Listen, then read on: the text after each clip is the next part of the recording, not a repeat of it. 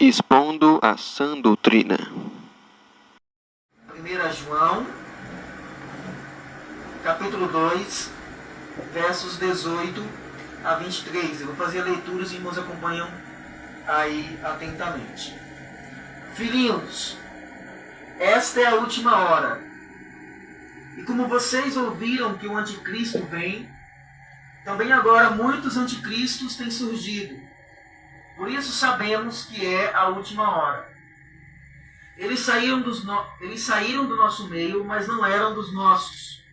Porque se tivessem sido dos nossos, teriam permanecido conosco. Mas eles se foram para que ficasse manifesto, claro, que nenhum deles é dos nossos. Mas vocês têm a unção que vem do Santo, e todos têm conhecimento.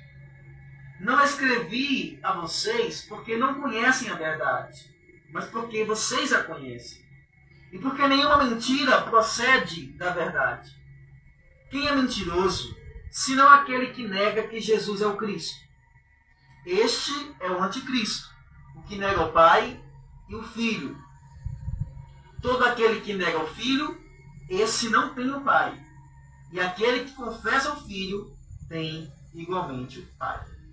Amém. Vamos orar mais uma vez?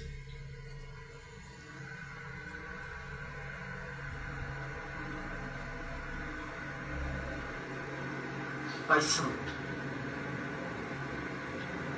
nos colocamos diante da Tua presença, Senhor,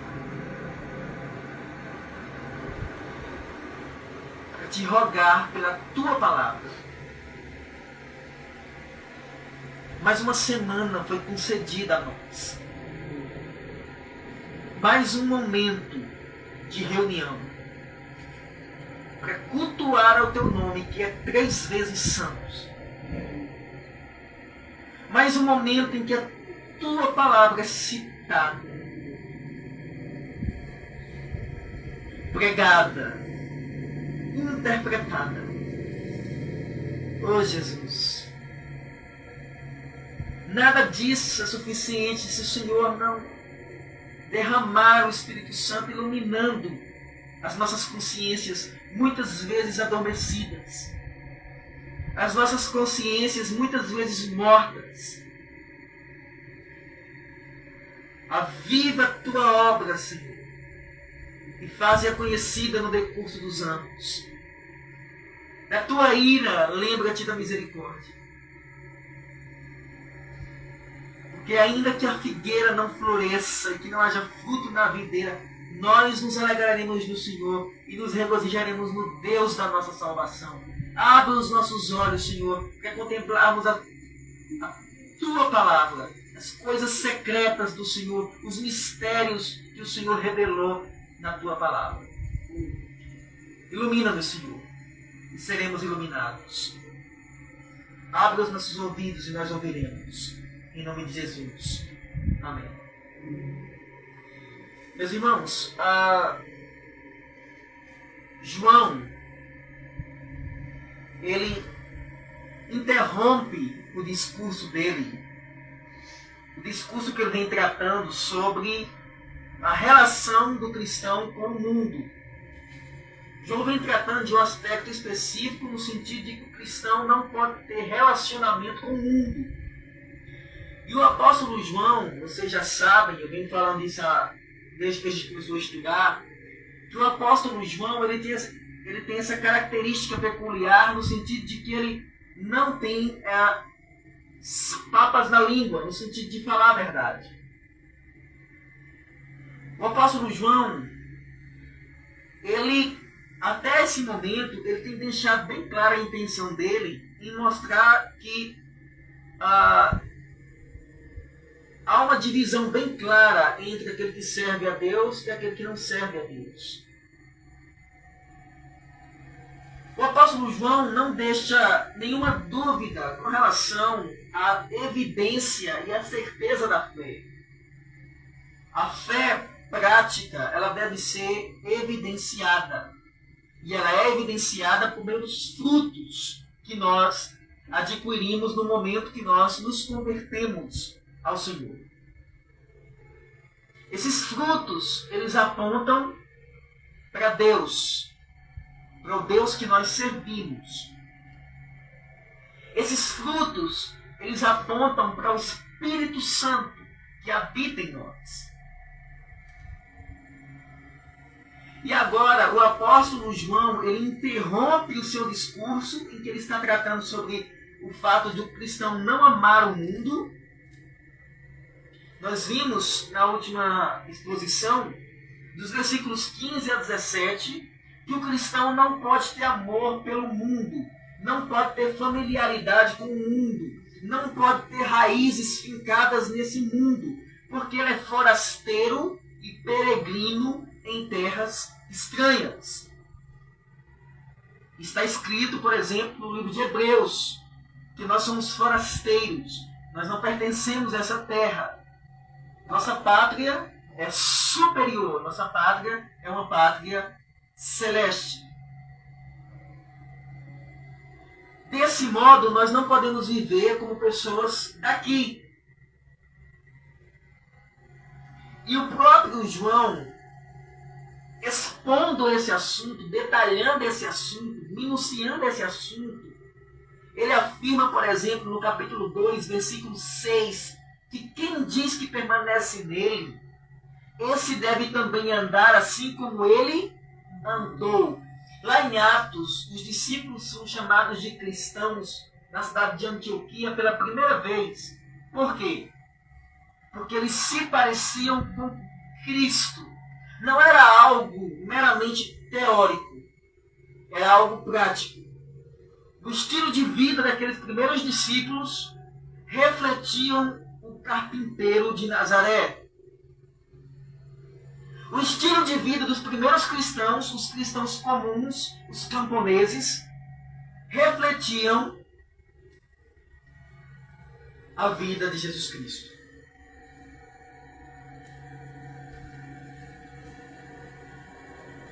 João então vem tratando nessa perspectiva e ele faz uma pausa no seu discurso, se volta para a igreja e começa a falar nesses termos. Filhinhos, esta é a última hora. E como vocês ouviram que o anticristo vem, também agora muitos anticristos têm surgido. Por isso sabemos que é a última hora. Irmãos, a última hora refere-se ao período da primeira vinda de Cristo até o período da segunda vinda de Jesus. Desde que o Senhor Jesus Cristo veio à Terra a primeira vez, preste atenção, desde que o Senhor Jesus Cristo veio à Terra a primeira vez, se encarnou, subiu ao céu, naquele período, no primeiro século, começou a ser narrado o período dos últimos dias. Eu estou falando de nada mais, nada menos do que 2000 anos atrás. Esse período que liga a primeira à segunda vinda de Cristo é chamado de os últimos dias. No Novo Testamento, nós temos indicativos. Presta atenção, essa mensagem de hoje é mais densa. Por quê? Por conta do teor que João dá nessa passagem. João já vem tratando de um assunto sério, que João já vem confrontando a nossa vida com o que é o cristianismo de verdade. João já vem contrastando o cristianismo verdadeiro com o fajuto, a graça real com a graça barata, a mentira com a verdade. E aqui, nesse momento, João começa a tratar de um assunto mais solene, um assunto mais sério, um assunto mais urgente, que é sobre a vinda do anticristo.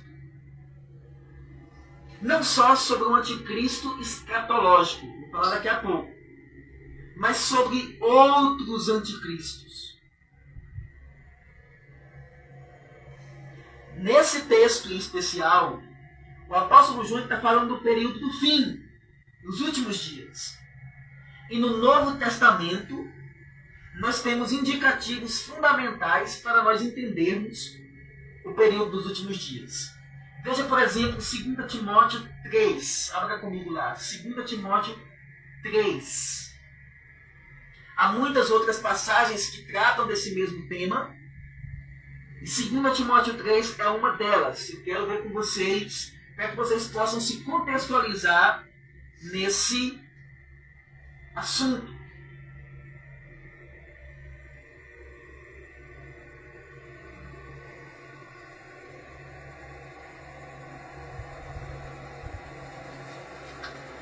Segundo Timóteo 3, verso 1. Veja o que diz a Santa Palavra de Deus. Mas você precisa saber disto, que é uma carta pastoral de Paulo ao seu servo Timóteo, alertando Timóteo com relação ao período do fim. Não só ao que Timóteo iria enfrentar, mas também uma profecia futura.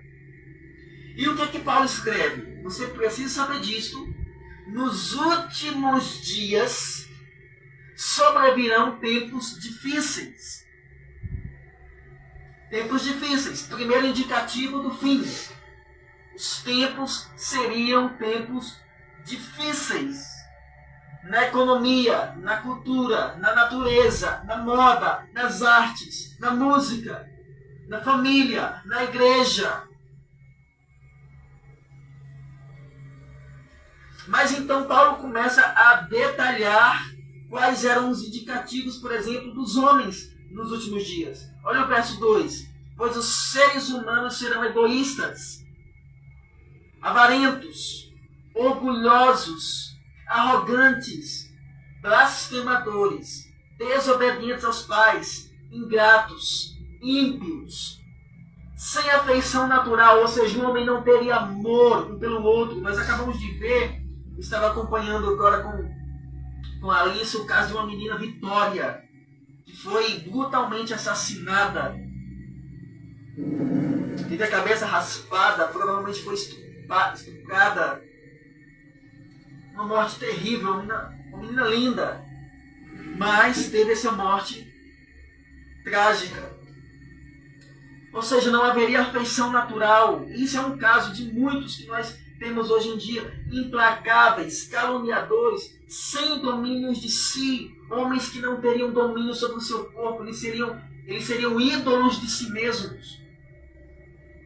Cruéis, inimigos do bem, traidores, atrevidos, convencidos.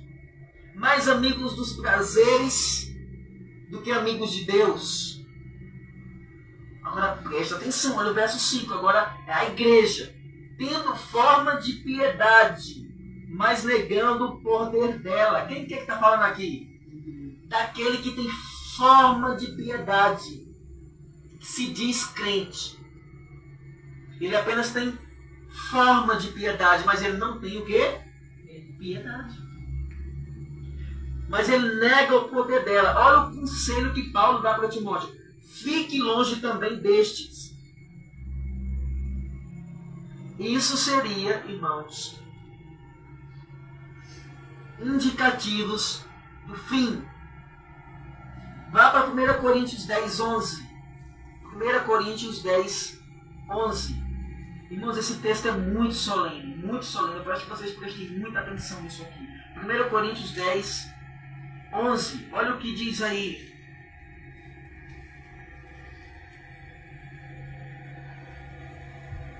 Essas coisas aconteceram com eles para servir de exemplo e foram escritas como advertência a nós, para quem o fim dos tempos é o quê? Chegado. Para quem que Paulo está dizendo que o fim dos tempos é chegado? Para quem? Para a igreja. Qual é o contexto aqui? O capítulo 10 de 1 Coríntios está tratando sobre a idolatria. E ao tratar sobre a idolatria, o apóstolo Paulo usa um exemplo do Antigo Testamento. O exemplo é do povo de Israel, que pecou contra Deus no deserto, com idolatria, com imoralidade, com vícios. E o que aconteceu com ele? Olha o versículo 7. Não sejam idólatras, como alguns deles foram. O apóstolo Paulo está passando orientações para a igreja, pedindo, aliás, ordenando que a igreja não tenha o mesmo comportamento que teve o povo de Israel quando saiu do Egito. Então, qual foi um dos comportamentos deles quando saíram do Egito? A idolatria. E Paulo ordena ao povo de Deus que não sejam idólatras, como eles foram. Como está escrito, o povo assentou-se para comer e beber e levantou-se para se divertir. Qual outra característica? 8. A imoralidade. Não pratiquemos imoralidade, como alguns deles o fizeram. E caíram mortos num só dia. Quantos? 23 mil. Mas Paulo continua. Não ponhamos Cristo à prova, como alguns deles fizeram e foram mortos pelas serpentes. Quem quiser entender melhor essa história, volta no Antigo Testamento. Não fiquem murmurando como alguns deles murmuraram e foram destruídos pelo exterminador. Aí ele chega no versículo 11. Veja. Estas coisas aconteceram. Que coisas? Tudo o que aconteceu com eles no passado. A morte derivada do pecado. Essas coisas aconteceram com eles para servir de exemplo. Irmãos, nós temos exemplos em toda a Bíblia, do Antigo ao Novo Testamento, da maneira como nós devemos nos comportar. Se nós ainda estamos falhando, é porque nós estamos negligenciando a nuvem de testemunhos que nós temos. Está lá em Hebreus 11. Visto que temos a rodear-nos tão grande nuvem de testemunhas, Hebreus vai dizer, desembaraçando-nos de todo o peso e do pecado que tenazmente nos assedia. O que foi que Jesus Cristo disse? Você lembra que o Senhor Jesus usou o exemplo do Antigo Testamento? Jesus disse, lembrem-se da mulher de Ló. Porque a mulher de Ló pecou contra Deus ao olhar para trás e serviu como espetáculo de exemplo para todos aqueles que pensam em voltar para trás, em olhar para o mundo, e ter seus olhos voltados para esse mundo. Uma vez que você coloca a mão no arado, você não pode mais voltar atrás.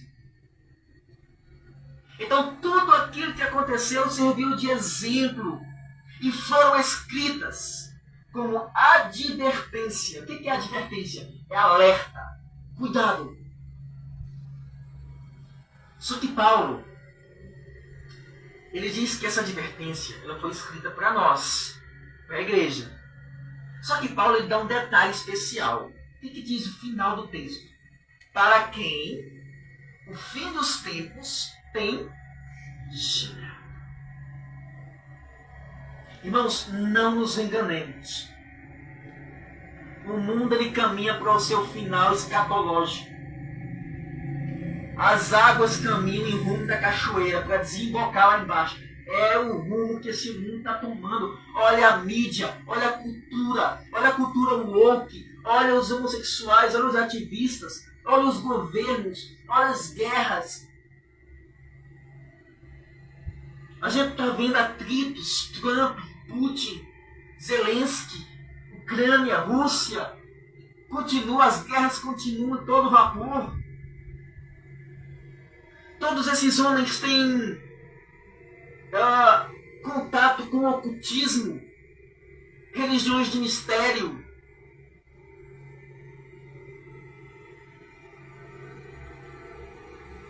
E vai. As igrejas entrando em apostasia, sinais do fim. Igrejas celebrando carnaval, com blocos no meio do carnaval, sinais do fim.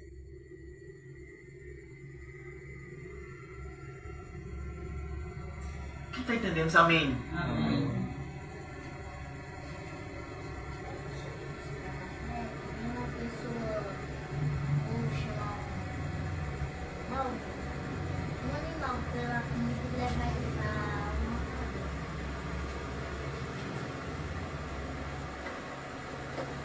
Também, né, meu irmão? O enfriamento da igreja também, os sinais, né? Justamente. Então, essa orientação de João com relação ao fim, ela é muito oportuna porque João escreveu em um momento de grande perseguição e cumprimento daquilo que o próprio Jesus havia afirmado. Jesus disse o quê? Vocês serão levados às sinagogas por causa do meu nome. Vocês serão entregues por causa do meu nome. Serão presos por causa do meu nome. Serão caluniados por causa do meu nome. Isso estava acontecendo. Compreendendo essa realidade iminente, a igreja deve permanecer alerta, conforme ensina as Escrituras. O que diz lá em Romanos 13, 11? Vá lá comigo. Romanos 13, 11. Irmãos, essa mensagem de alerta, essa mensagem de advertência, ela está em todas as Escrituras. Negligenciar isso é tolice. Olha o que diz Romanos 13, 11. Mais uma vez. E digo isto a vocês, igreja, que conhecem o tempo. Aqui não está falando de astrologia, não está falando de pessoa que estuda o tempo, que estuda os astros. Não. Aqui está falando de gente que entende o contexto, o sistema, o que a palavra de Deus afirma com relação ao fim. A igreja, vocês que conhecem o tempo. Qual é o conselho? Já é hora de despertarem do quê? Sono. Porque a nossa salvação está agora mais perto do que quando no princípio cremos. Vai alta noite e o dia vem chegando. Deixemos, pois, as obras das trevas e revistamos-nos das armas da luz. Quando Paulo fala, irmãos, que o dia vem chegando, ele está falando do juízo, o dia do fim, o dia da prestação de contas.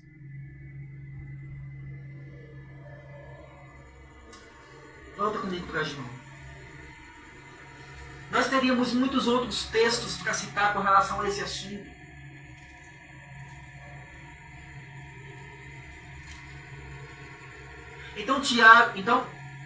João lança mão das Escrituras para afirmar que o tempo do fim está próximo. Primeiro, o surgimento de falsos profetas é uma confirmação das profecias relacionadas ao fim. Mateus 24 e Lucas 21 são textos que falam do fim. E uma das características do tempo do fim seria, está lá em Mateus 24, Lucas 21, e vocês ouvirão falar de guerras, rumores de guerras, muitos virão em meu nome dizendo, sou eu.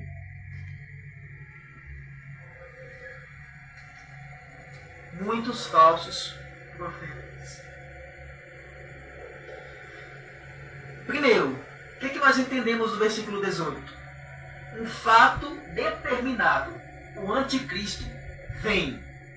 Não é algo que pode ser mudado.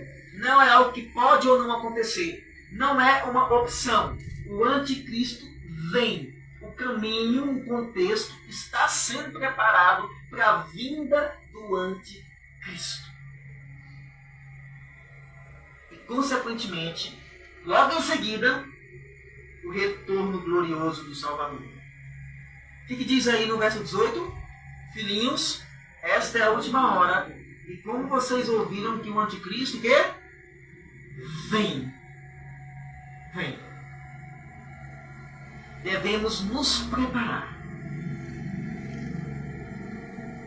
Tem gente que fica tentando encontrar suposição em tudo, né? As pessoas não querem ler Bíblia, não querem se aprofundar na piedade, não querem orar, não querem crescer em graça e conhecimento bíblico, mas querem encontrar o anticristo e Satanás em tudo. Agora o anticristo, eu já ouvi tanta coisa, né? Já disseram que era Macron, o presidente da França, já disseram que era Trump, já disseram que era o genro de Trump, não sei o que, Jared Kushner, uma coisa assim. Já disseram que era o filho de Trump, Baron Trump. É? Já disseram que é Elon Musk. Nós não sabemos. De fato, o anticristo virá. É uma certeza escatológica. E quando ele surgir, aqueles que estiverem preparados como as virgens prudentes saberão. Eles não precisarão buscar, procurar, farejar quem seria o anticristo. No momento que ele surgir, os cristãos verdadeiros irão saber. Também que aquele jogador também, ele era o anticristo. Não. É famoso? É demais. Não, é Cristiano Ronaldo. Não. mas deve. Não. Ele deve ser um governante. A ideia é que seja um governante, líder Já mundial. que era aquele cantor também, que eu esqueci o nome.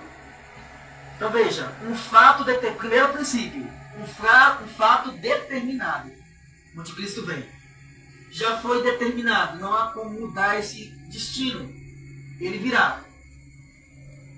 Segundo, todo falso profeta é um anticristo. Olha o que está escrito aí na parte B. Também agora, muitos anticristos têm o quê? Surgido. Todo falso profeta é um anticristo. O que é o anticristo?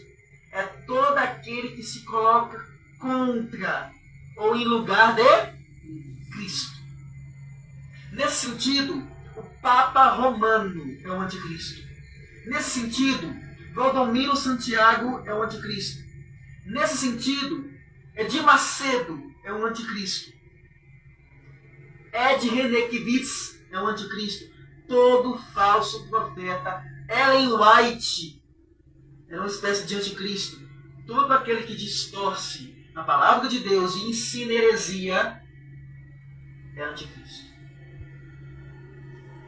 Terceiro, observe que esses têm se levantado agora. São sinais. Mas o anticristo final virá. O anticristo escatológico, o homem da iniquidade. Terceiro, a realidade do anticristo escatológico final. Olha o que diz aí. Muitos anticristos têm se levantado agora, têm surgido, por isso sabemos que é a última hora. Vá comigo para 2 Tessalonicenses 2. 2 Tessalonicenses 2.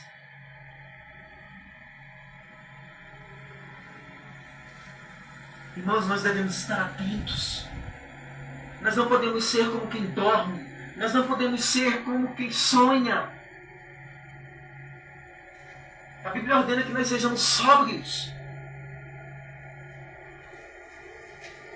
2 Tessalonicenses 2,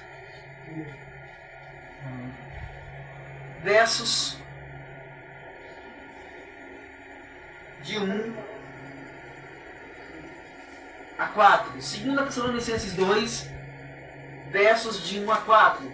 Veja que aqui é um texto relacionado a esse homem que virá. E a que tempo essa profecia está se referindo? Ao período do fim. Veja o que diz 2 Tessalonicenses 2. Irmãos, no que diz respeito à vinda do nosso Senhor Jesus Cristo, isso significa o que, irmãos? Fim. E a nossa reunião com Ele, ou seja, o nosso encontro com Ele, pedimos que vocês não se deixem demover, olha o que diz aí, facilmente de seu modo de pensar. Paulo está dizendo, não mude o seu modo de pensar. Romanos 12, não vos conformeis com esse século, nem fiquem perturbados, quer por espírito, quer por palavra, quer por carta, como se procedesse de nós, dando a entender que o dia do Senhor já chegou. Paulo está dizendo, ainda não. Olha o 3. Ninguém de modo nenhum os engane, porque isso não acontecerá. Por que não acontecerá? A vinda do Senhor, o arrebatamento, não acontecerá sem que primeiro venha o quê? A apostasia. Irmãos, o que é apostasia? É o esfriamento da fé, é o abandono da fé, é o abandono da doutrina bíblica, é o abandono da verdade. São pessoas abandonando a fé genuína, a fé verdadeira, por aí atrás das fábulas, por aí atrás da mentira, por aí atrás do engano. Primeiro sinal, então, a volta de Cristo não se daria sem que viesse primeiro o quê? A apostasia. Está acontecendo apostasia hoje ou não? Está.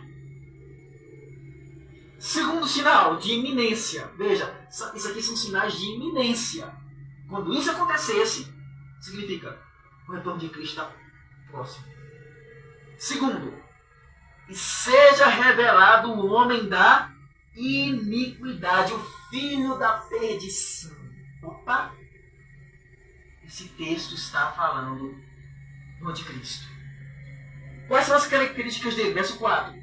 O qual se opõe e se levanta contra tudo que se chama Deus, ou é objeto de culto, a ponto de assentar-se no santuário de Deus, apresentando-se como se fosse o próprio Deus. É Satanás aqui. Esse homem vai aparecer. Volta comigo para João.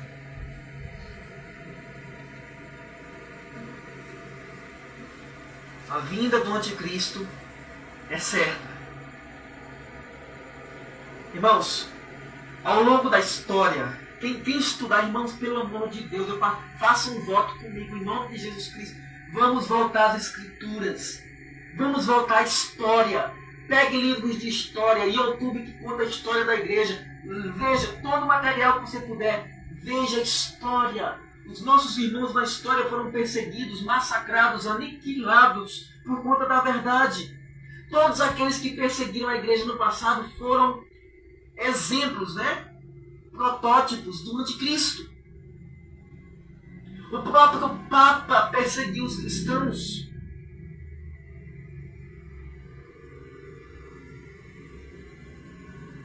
Então, primeiro, o anticristo vem. Segundo, todo falso profeta é o anticristo. Terceiro, o anticristo final virá. Devemos estar atentos à realidade, olha isso aqui, do surgimento de anticristos dentro da nossa própria comunidade. Vou repetir. Devemos estar atentos à realidade do surgimento de anticristos dentro da nossa própria comunidade, ou seja, da nossa própria igreja. Verso 19, olha o que está escrito aí. Vamos ler bem forte juntos. Eles saíram do nosso meio, mas não eram dos nossos, porque se tivessem sido dos nossos, teriam permanecido conosco. Mas eles se foram para que ficasse manifesto que nenhum deles é dos nossos. O que João está dizendo aqui? Veja, a gente usa muito esse texto para falar de algum irmão, às vezes, que sai. Às vezes a pessoa passa algum tempo conosco e sai. As pessoas geralmente usam esse texto. Saiu porque não era dos nossos. Não é exatamente isso que o texto está falando. O contexto aponta para o anticristo, para falsos profetas. E afirma que alguns desses falsos profetas saíram do nosso meio. É o que está escrito em Atos 20, 29 e 30. No sermão de Paulo. Paulo prega o sermão para os presbíteros de Éfeso. E Paulo afirma o seguinte: quando eu sair daí, lobos vorazes não pouparão o rebanho. E Paulo diz: alguns deles entre vocês, do meio de vocês e entre vocês, lobos não pouparão o rebanho. Primeiro, um falso nunca nasceu de novo. Nunca foi convertido verdadeiramente. A ideia aqui não é de alguém que se converteu, alguém que nasceu de novo, que conheceu a Cristo verdadeiramente. Esses caras nunca nasceram de novo. Esses caras nunca se converteram. Esses caras nunca tiveram a sua natureza transformada. Olha o que diz o verso 19. Eles saíram do nosso meio, mas não eram dos nossos. Ou seja, eles não eram ovelhas. Eles não eram salvos. Eles não eram crentes verdadeiros. Hebreus capítulo 6, versículo 4 diz que é impossível, pois, aqueles que provaram o dom celestial, receber a iluminação do Espírito Santo, provar as boas coisas de Deus e caíram, é impossível renová-los outra vez para arrependimento. De quem que Hebreus está falando? Primeiro que Hebreus está falando da apostasia. O cristão genuíno, ele não apostata. Se você é cristão genuíno, nascido de novo, você nunca vai apostatar da sua fé. Nunca. Porque você vai perseverar até o fim. Mas nesse caso aqui, ele nunca foi um cristão genuíno. É um falso. Segundo, que é essa verdade, os santos perseveram até o fim. Olha o que está escrito aí no verso 19, parte B. Eles saíram dos nossos, mas não eram dos nossos, porque se tivessem sido dos nossos, teriam permanecido conosco. Ou seja, os cristãos genuínos permanecem. Eles ficam. Pode chover canivete, irmãos. O cristão genuíno, ele permanece até o fim. Porque ele diz, eu sei em quem tenho crido. Como Paulo disse, estou certo da vida eterna. Porque a nossa leve e momentânea tribulação produz para nós um peso de glória, como disse Paulo. O cristão genuíno nunca deixará o rebanho. Amém? Amém. Terceiro, filhos de Deus versus filhos do diabo. Olha o que está escrito aí. Mas eles se foram para que ficasse manifesto que nenhum deles é dos nossos. Nisso vocês veem a diferença entre os filhos de Deus e os filhos do diabo. Eles não permanecem. Irmãos, nós hoje, é incrível como a igreja evangélica, muitas vezes nós também temos a tendência de amenizar as coisas, quando na verdade a Bíblia ela é bem clara. Se você pega o Salmo capítulo 1, o Saltério, o livro dos Salmos, começa no seu primeiro capítulo com uma clara distinção entre o justo e o ímpio. Ele diz, bem-aventurado o homem que não anda no conselho dos ímpios, que nem se detém no caminho dos pecadores, nem se senta na roda dos escarnecedores. Antes, ele tem o seu prazer na lei do Senhor e na sua lei medita de dia e de noite. Ele é como árvore plantada junto a ribeiros de água, que no devido tempo dá seu fruto, cuja folhagem não murcha. Então, o autor ele faz um contraste e ele diz, os ímpios não são assim, são porém como a palha que o vento espalha. Porém os pecadores não prevalecerão na congregação dos justos. Pois o caminho dos justos prosperará. Irmãos, o Espírito Santo é o selo e o penhor dos filhos de Deus. Verso 20. Vamos ver juntos? Mas vocês têm a unção que vem do Espírito Santo. E todos têm conhecimento. Observe que João ele vem discursando sobre os falsos profetas. E João, ele faz uma pausa e ele agora aponta para a igreja, porque o discurso é para a igreja, e ele diz, mas vocês não são assim. Por quê?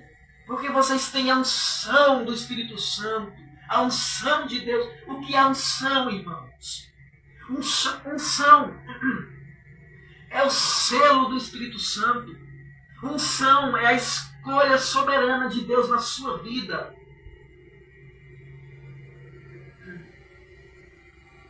Unção é o Espírito Santo habitando em você.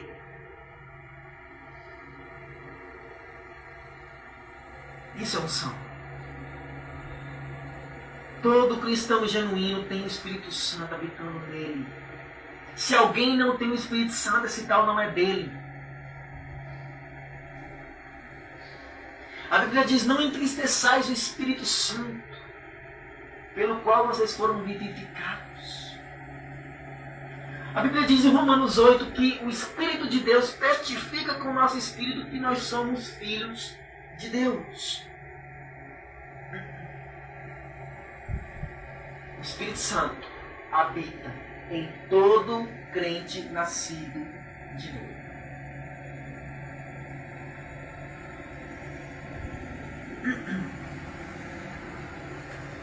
João traz à luz a clara distinção entre um verdadeiro cristão e um falso cristão. Versículo 21. Não escrevi a vocês porque não conhecem a verdade, mas porque vocês a conhecem e porque nenhuma mentira procede da verdade. Então, primeiro, o verdadeiro cristão não é ignorante quanto à verdade. João afirma aqui nesse texto que ele não escreveu a eles, o propósito de escrever a eles não é porque eles não conheciam a verdade. Eles já conheciam.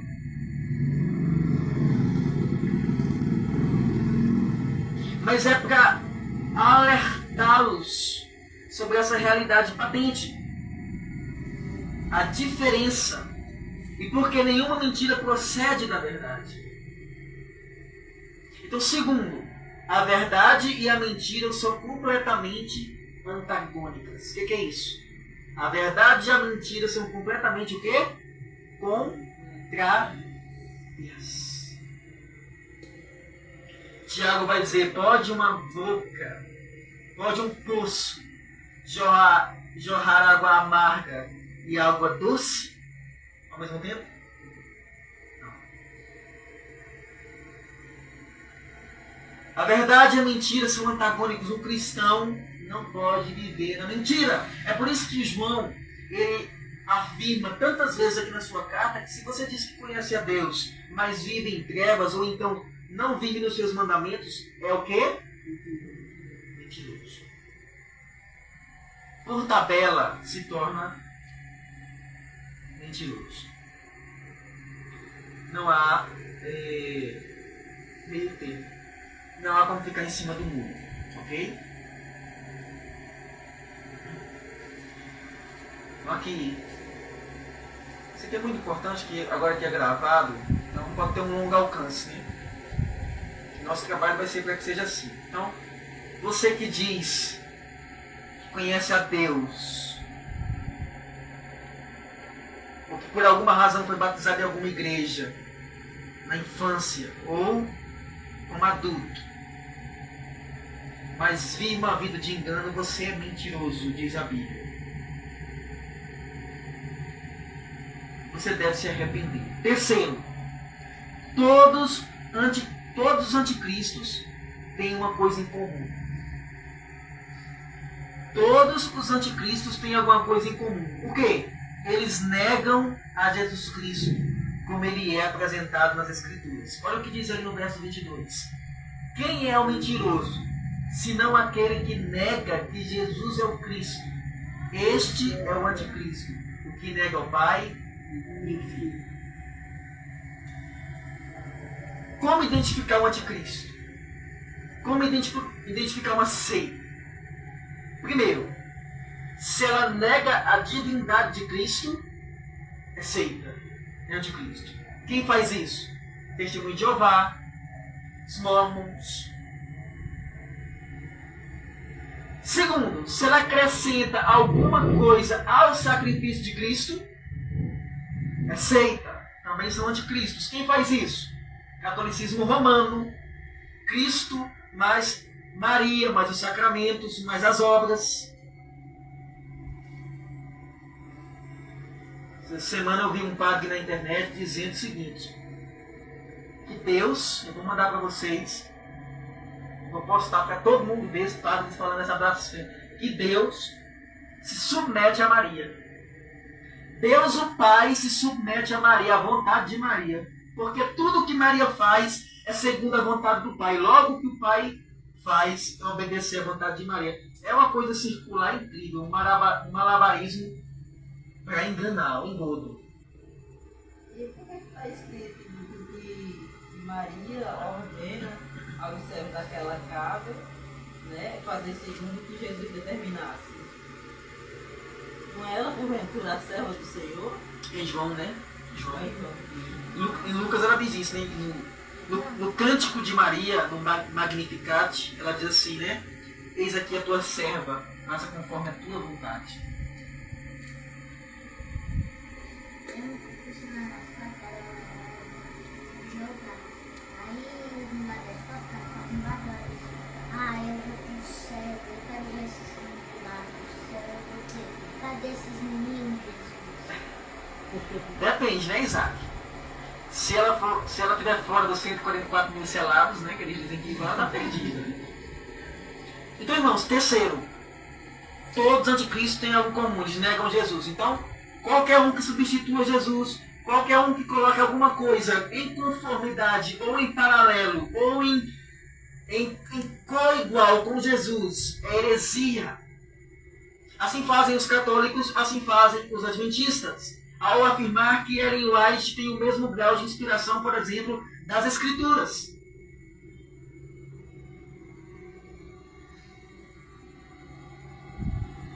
São anticristos que têm se levantado agora, nesse tempo. Quarto, João confirma que o acesso à comunhão com Deus Pai só se dá por meio de Jesus Cristo. Olha o que está escrito aí. Todo aquele que nega o Filho, esse não tem o Pai. E aquele que confessa o Filho tem igualmente o Pai. E aqui eu fecho com vocês nessas afirmações. Veja. Primeiro, o acesso à comunhão com Deus o Pai só se dá por meio de Cristo. Nós chamamos isso de um exclusivismo da fé cristã. Jesus ele é exclusivo. Apenas Ele e nada mais. Por isso que nós cantamos: Jesus, eu só tenho a Ti. Só tenho a Ti.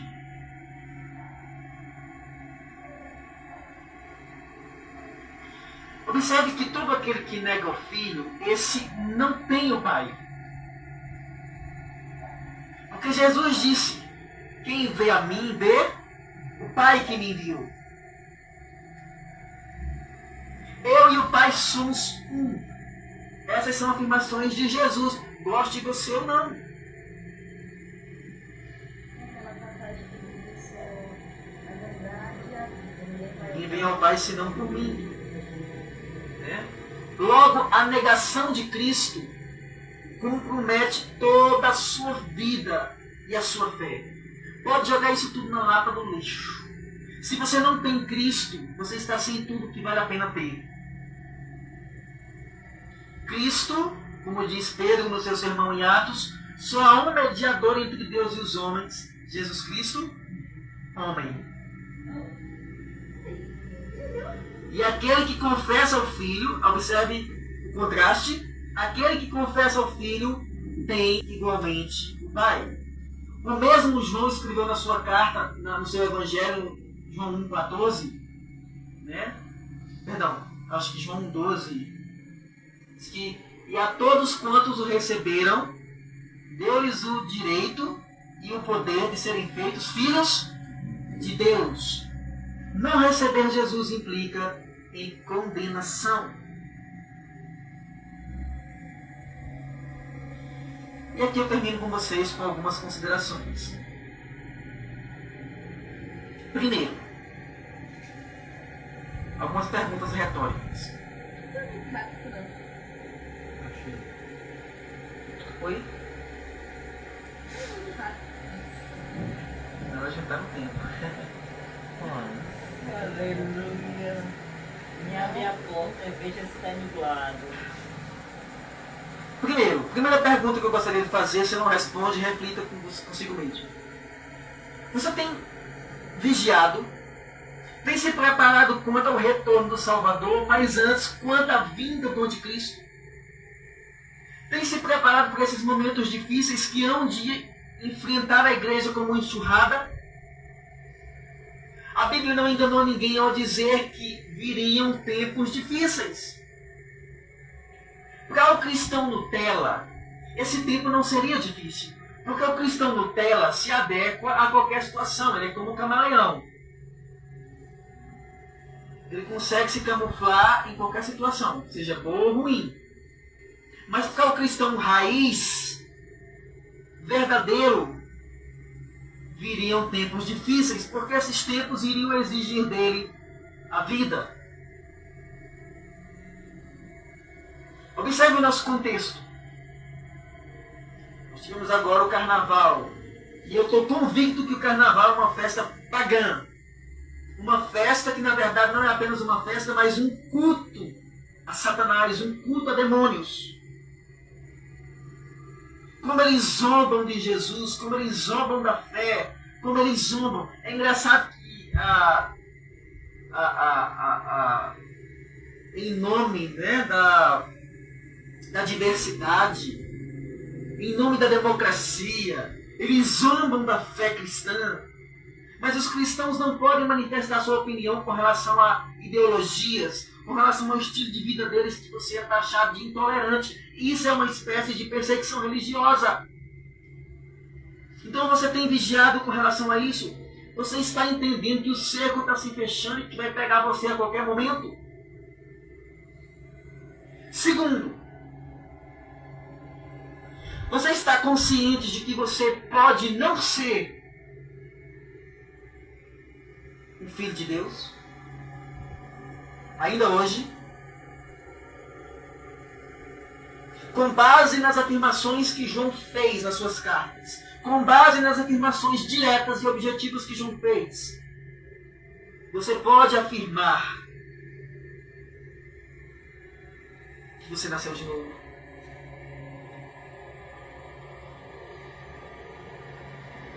Prepare-se. A vinda do anticristo está próxima. Mas não é só desgraça, né? Eu quero terminar com uma consolação. Não é só tragédia. Tenha ânimo, porque assim que o anticristo aparecer, é um sinal claro de que o Senhor virá logo em seguida. O anticristo não reinará por muito tempo. O anticristo não governará por muito tempo. E o anticristo não terá a palavra final. A palavra final é do Senhor Jesus Cristo. Ele vencerá o anticristo com o sopro da sua boca. O iníquo com o sopro da sua boca, diz Apocalipse. Pode o anticristo vir. Podem as coisas piorarem. Mas a igreja prevalecerá. Termino com esse trecho da palavra de Deus que diz: passarão céu e terra, mas a minha palavra permanecerá. Amém? Amém. Com sua cabeça, feche seus olhos. Se tiver alguém acompanhando a live, faça a mesma coisa. Vamos orar.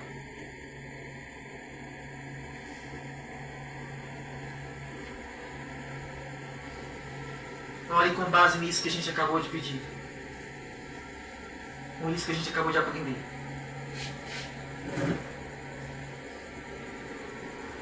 Pai Santo,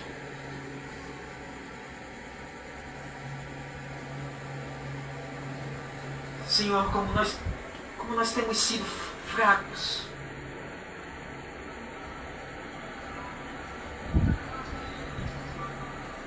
Será que nós temos conhecido os tempos? Será que nós temos discernido a verdade do engano? Será que nós temos separado, Senhor, o precioso do vil? Será que nós temos conseguido identificar o que é joio e o que é trigo? Será que nós temos conseguido, Senhor, separar o ouro da escória brilhante? Nem tudo que reluz é ouro. Nos ajuda a ter uma visão espiritual para entender que a nossa própria vida está em risco se nós não estivermos vigilantes e não produzirmos frutos, Senhor. Essas mensagens, elas são mensagens de alerta, mensagens de iminência com relação ao retorno do Senhor Jesus Cristo, que está próximo. A tua palavra diz, um pouco de tempo, um pouco, e aquele que há de vir virá e não tardará. Oh Jesus, abre os nossos olhos, meu Deus. Que nós possamos nesse tempo do fim viver para a honra e glória do teu nome, gastar a nossa vida como uma vela incandescente que brilha e queima pelo Senhor. Oh Jesus, essa verdade não será clara para todos. Essa verdade não tem o mesmo impacto no coração de todos. Eu sei, Senhor, que nem todos levam a sério essa mensagem. Oh, meu Pai. Oh, Jesus, nos ajuda a fazer como Pedro. Para quem iremos nós, se só Tu tens a palavra de vida eterna? Oh, Senhor, nos ajuda a entender o que está escrito em Hebreus capítulo 2, 3. Como escaparemos nós se não levarmos a sério tão grande salvação? Oh, Jesus. Manifesta o Teu poder, a Tua glória, a Tua majestade nessa noite, Senhor. Ouve as nossas orações. Se revela, Senhor, nessa noite a esses que estão aqui ouvindo a Tua palavra. Revela-se a mim, Senhor. Me dê manifestações mais claras do Teu poder, da Tua glória, da Tua majestade. Eu te apresento, Senhor, toda essa rua, todo esse bairro, todo Maria Teresa. Faz uma obra, um avivamento, ó Deus, que impacte todo esse vilarejo, Senhor. Apresenta os vizinhos, apresenta Nalva, apresenta Eduardo. Oh, Jesus. Muda a nossa circunstância, Senhor. Muda a nossa vida, Senhor. Nós te pedimos isso e rogamos ao Teu nome. Graça, misericórdia e poder. Te peço isso também sobre aqueles que, porventura, acompanharam a live ou estão ainda acompanhando. Seja conosco, Senhor. Faz teu reino avançar. Receba a glória para si. E nos conforma à imagem de Jesus. Em nome de Jesus. Amém. Amém.